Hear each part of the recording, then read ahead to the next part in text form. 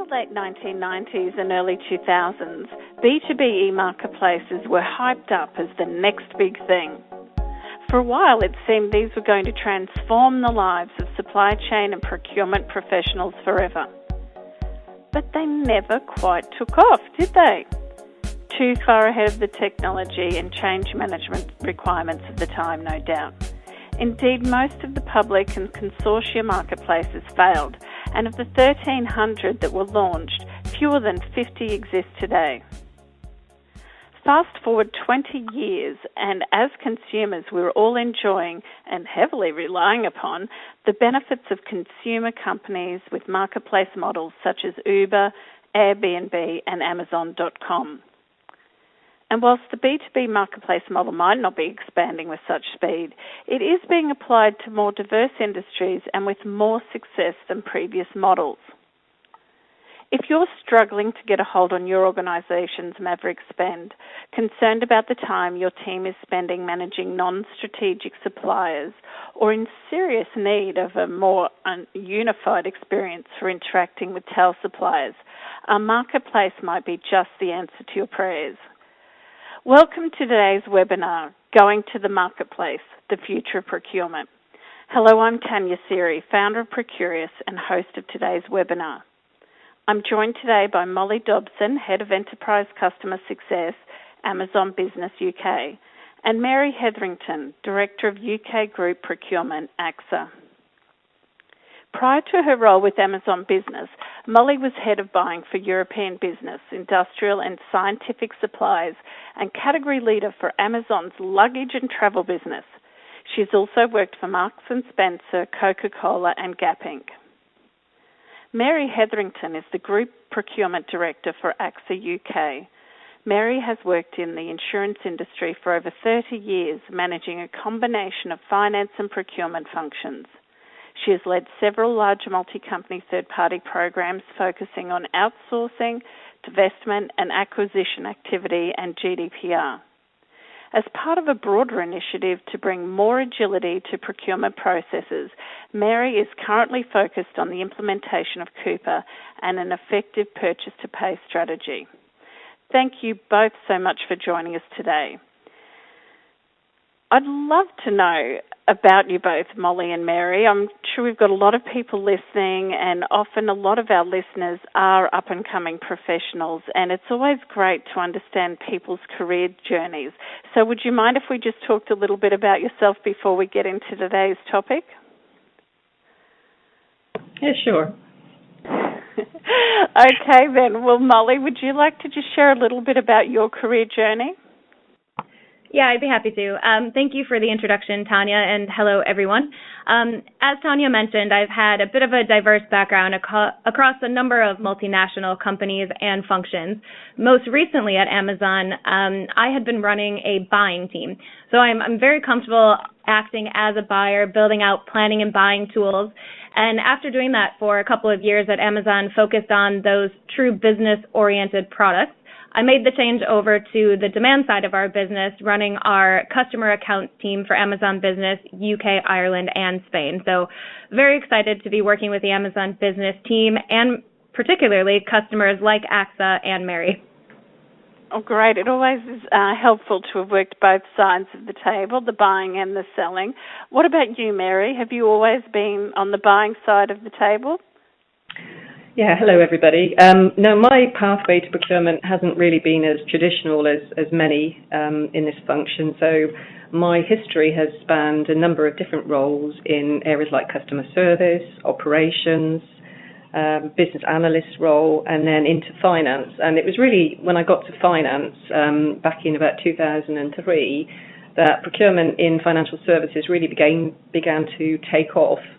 And the function started to develop. And because of the natural linkage between finance and arranging deals with banks and credit card companies, I evolved into a procurement role from that function and then took my pathway more into a big procurement team in 2004. So a bit of a different journey. And now The role looks at the buying side of all of the requirements we have here in AXA, but also how we pay our suppliers and we transact our business in a fast and efficient way. Fabulous. Were you one of these people on the other side of the table who was a bit of a critic of procurement and decided to move over and get it sorted? I was. I think that's fair to say. And then realised how difficult it was. And so I rapidly learned there was a lot more to it than perhaps is initially anticipated.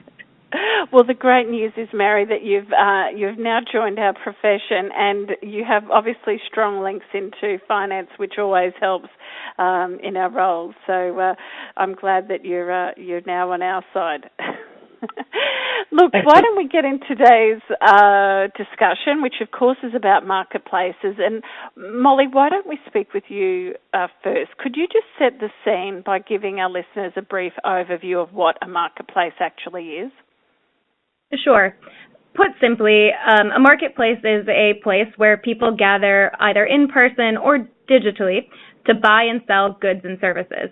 So as you mentioned, Tanya, in the introduction, the digital marketplace isn't a revolutionary concept, but it definitely has been more prevalent in our personal lives than our professional lives over the last 20 years, like you mentioned with the Ubers, Airbnb, and Amazon, of course. And many of those B2B marketplaces from the late 90s that you mentioned failed and a few remain, but those early innovators really did introduce concepts in procurement that still underpin the business marketplaces of today. These are capabilities like the electronic procurement, reverse auctions, supplier discovery. So the marketplaces have evolved, but the core still stays the same in being a central place where people buy and sell goods and services. But to bring it to life a little bit within the context of what we're talking about today, the core offering of any marketplace comes down to three different components, really. And the first of those is that breadth of choice. You get a wide range of choice within a single interface, which is why we all like to use marketplaces in our personal lives. Within a marketplace like Amazon Business, for example, you can access 250 million products, from toilet paper to precision test and measurement instruments to professional medical supplies even. So the core of any marketplace starts with that breadth of choice. The second element of any marketplace is the competition element. So users of a marketplace get access to multiple sellers for the same offer, and each of these sellers is competing against one another to get your business. And with this competition, you can have reduced commitment to some of those long and inflexible contracts. So we like to talk about a marketplace being dynamic in that sense. The third element of any marketplace, be it B2B or B2C, is that transparency piece. So in a marketplace, you can have transparency of product and seller reviews, pricing and delivery options. You really get the capability to compare all of your options and make informed buying decisions. So all of those are components of any marketplace.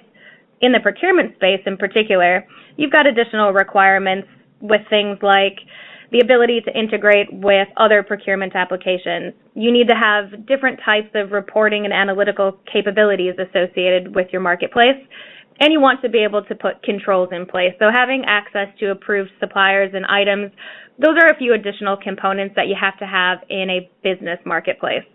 So that might be a little bit of a long answer to a short question, but hopefully does set the scene a little bit for what a marketplace looks like in the B2B space. Oh, that's brilliant, Molly, because, some people may be listening who don't know about marketplaces, so that's a really important definition. So, Mary, how do you incorporate marketplaces in your procurement strategy? Well, as with most large organisations and procurement teams, the procurement strategy is continually evolving as technology advances. So we need to try and keep a healthy balance of solutions which are efficient, cost-effective and transformational.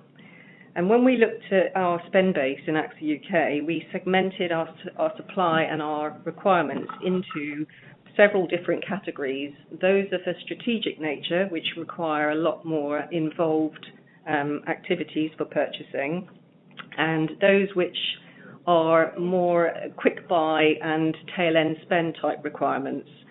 And what we found was that at the tail end spend of our supply base, there was a real proliferation of suppliers which were disproportionate to the amount of effort we were putting in to support them, either bringing on board new contracts or negotiating with vendors. So we isolated a segment of these tail-end suppliers and determined that they would be prime candidates for a more automated solution like Amazon Marketplace. And as Molly pointed out previously, we need to look at solutions that will help to offload a lot of the effort and the manual workarounds and burdens that procurement teams find in their day-to-day workload to free up our very busy procurement teams. Sounds like there's a lot of benefits there. And Molly, are you seeing that marketplaces are becoming much more prevalent today? Have you seen uptake grow exponentially over time? Well, Amazon Business only launched in the U.S. back in 2015. So we've only been operating in the true B2B space since, well, about 3 years now. Since that launch, though, we've expanded to 8 marketplace websites across the world and millions of business customers already registered. So I can't say if our user base is completely representative of the wider procurement environment to say how prevalent marketplaces are, but our growth has been really quick since the Amazon Business Marketplace launched, and we're working with customers from micro businesses and the workshop next door all the way up to those FTSE 100 enterprises and across industries. So I'm probably a bit biased in my answer because I work for one of those B2B marketplace solutions, but the growth and adoption of the marketplace solutions is undeniable inside or outside of Amazon Business. Yeah. And there was certainly a lot of buzz when you launched and a lot of talk about it. I know one of the benefits people talk about is that they, obviously these marketplaces help procurement leaders manage maverick spend. Mary, have you found this to be the case? Yes, actually, we're actually just piloting Marketplace at the moment, but in the short space of time that we've been doing that, it's really surprised me the depth of information that we can obtain about who's buying what, the type of goods and services we're buying at a very low level, which hasn't always been that transparent in the past. This is really useful for a large organisation like mine, where we're supporting several different business units with very diverse sets of requirements and lots of small purchases. It gives us the opportunity to look at areas where we can hone very quickly and consolidate information and look at supply solutions, and also identify any rogue spend very quickly. And how are you measuring and evaluating the success of the marketplace in your organisation? I think really it's down to sort of 3 key metrics for me. The first one is around customer satisfaction. We all know that Amazon is the go-to place for purchases. We use it in our private lives, and people like that experience, so we want to try and give our business customers some of that experience and flexibility when dealing with business purchases. So customer satisfaction on the solution and the process around Amazon Marketplace is one metric. The second one for us is making sure that the billing and fulfillment of the goods is effective, and making sure that the billing interfaces neatly with our purchase to pay solutions, and we get the granularity we want on our invoicing. And thirdly, the point we just talked about a minute ago, is great management information to make sure that we can make well-informed decisions about future spend and future requirements. Well, that sounds like a great set of KPIs. Molly, how do you suggest procurement pros make the case for using a marketplace in their organisation? I would say even if a procurement professional recognizes there is value in using a marketplace solution, it can take some work to get it off the ground, and a strong business case does help in this instance. And I would say the starting point is to decide where a marketplace fits within your strategy. So Mary has a great background because she's come from both finance and procurement, and having a joined-up strategy that multifunctional leaders can buy into really helps with the adoption of a marketplace solution. And most commonly, businesses will start considering a marketplace as a tail spend solution.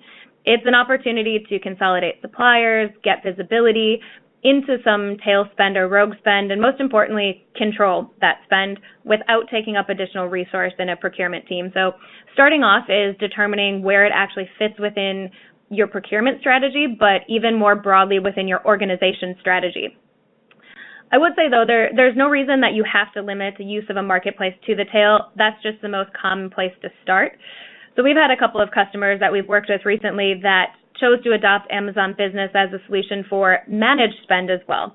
And it's not exactly a good use case, but one of our customers had signed up for an account and realized quite quickly that their negotiated prices with a supplier they had been working with for years wasn't actually the best price out in the marketplace.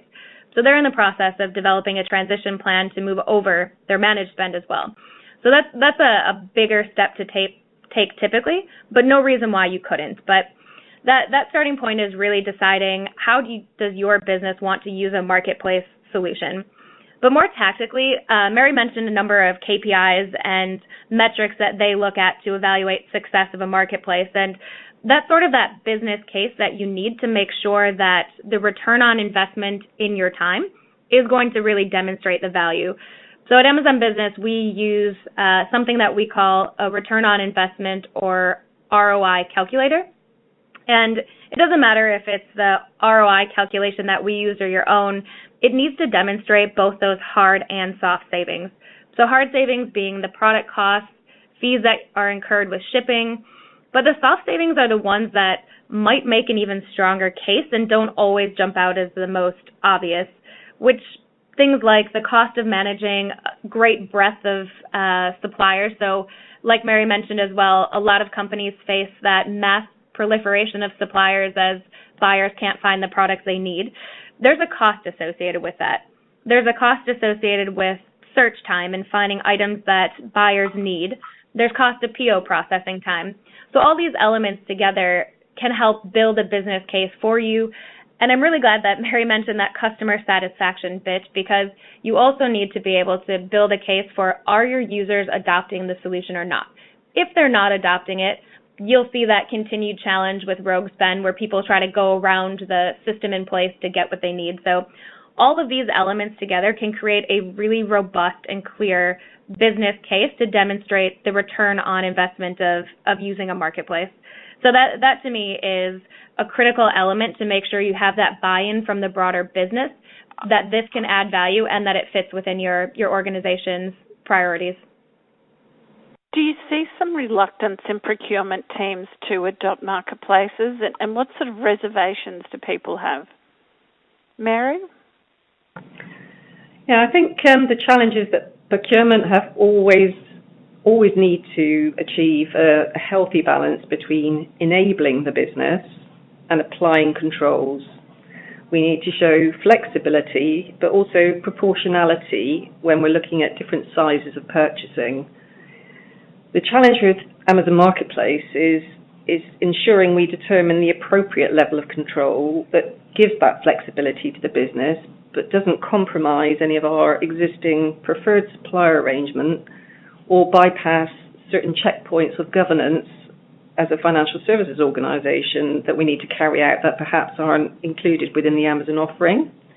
So I think the key here is pitching it at the right level to make sure that both the procurement team and the business get the solution that they want. Do you think there's some concern that using a marketplace will streamline processes to the point that procurement jobs are lost? Is this a concern? I hope not. I think that, as with most organizations, purchasing is fast. We buy anything from stationery to IT platforms to outsourced services or consultancy services. Now, Amazon can't operate in all of those areas and those segments. And as Molly said earlier, you just need to find the right part of your supply base to make this solution effective. I think it has an important role to play, and it will free up our procurement buyers to do some value-add activities like business partnering with our customers to make sure that we understand their strategies and we support them effectively. and we get more involved in upfront demand management on some of the larger initiatives to do a better job with the business than in losing staff on the back of automation. I think there's a place for both, but I don't think it's at the expense of effective procurement teams. Molly, what are your thoughts on this? I entirely agree with Mary. It's a good question, and I can definitely understand why this would be a discussion in any procurement organization, but marketplaces won't streamline procurement professionals out of jobs. There was a recent Deloitte global CPO survey, and it highlighted with this group of CPOs that 51% of procurement leaders think that their teams don't have sufficient capabilities to deliver on their procurement strategy. So this is saying, in my view, the way I read this, is that these CPOs believe that the skills required by procurement professionals are changing and not that procurement professionals aren't needed.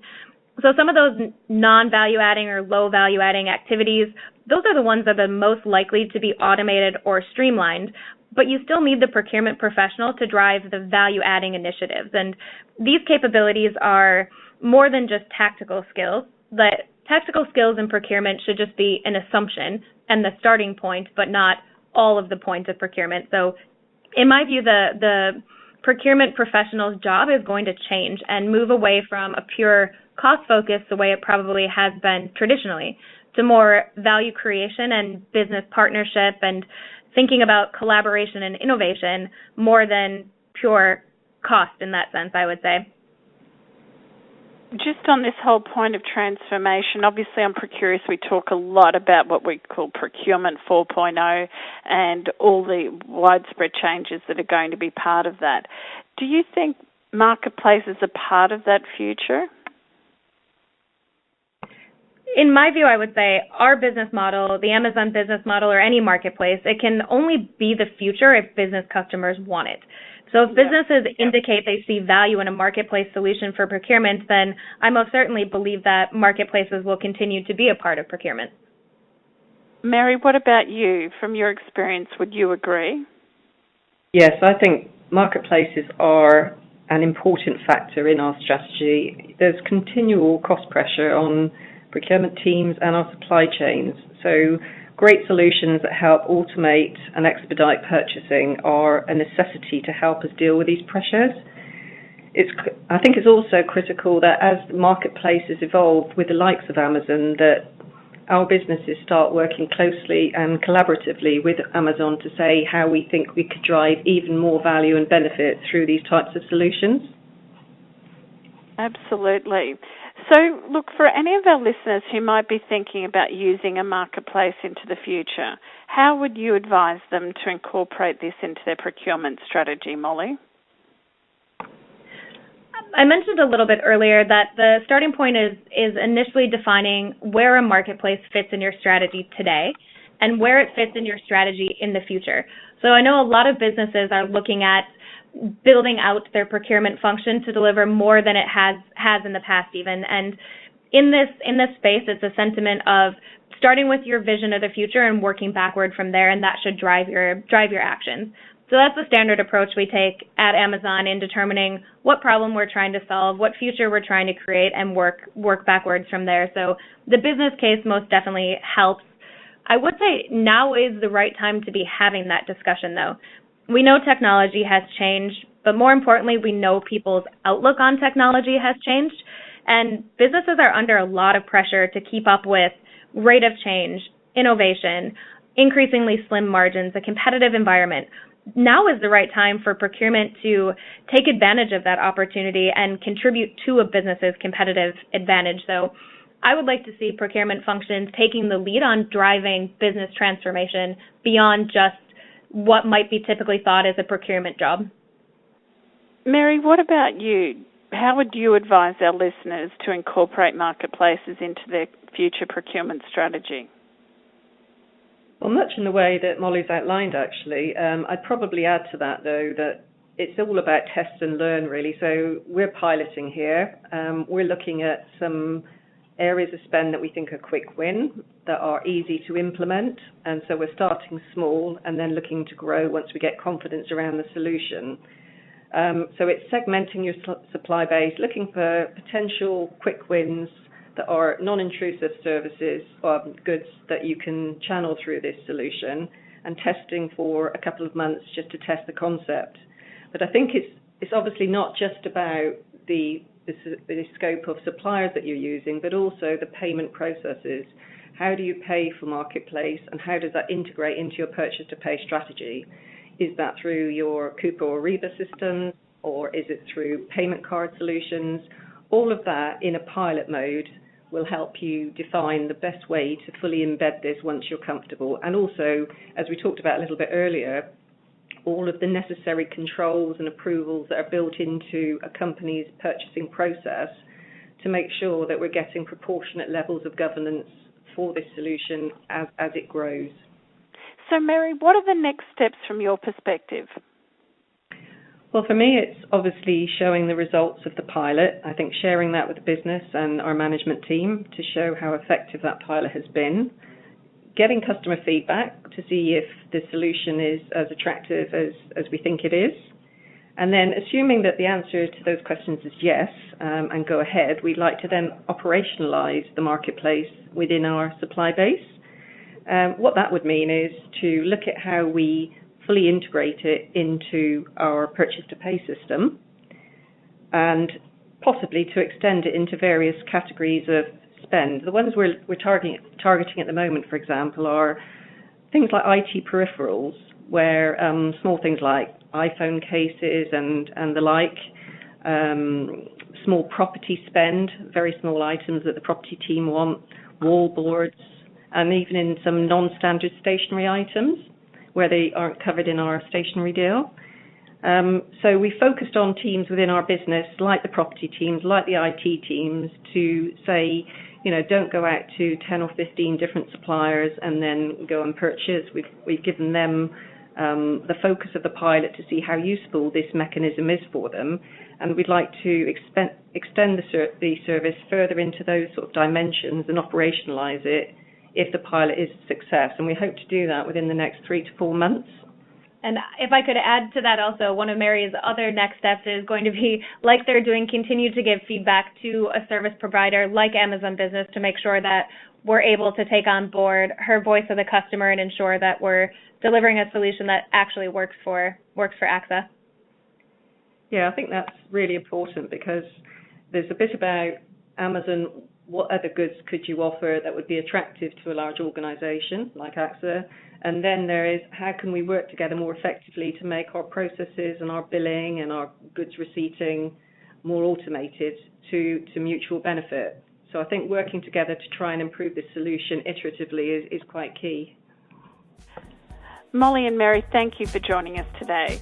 If any of our listeners would like to hear this webinar again or share it with your colleagues and peers, it will be available via the Procurious e-learning area from tomorrow. If you have any questions, please don't hesitate to ask them in our discussion board, and we'll ensure it gets answered for you. Thanks for joining us today.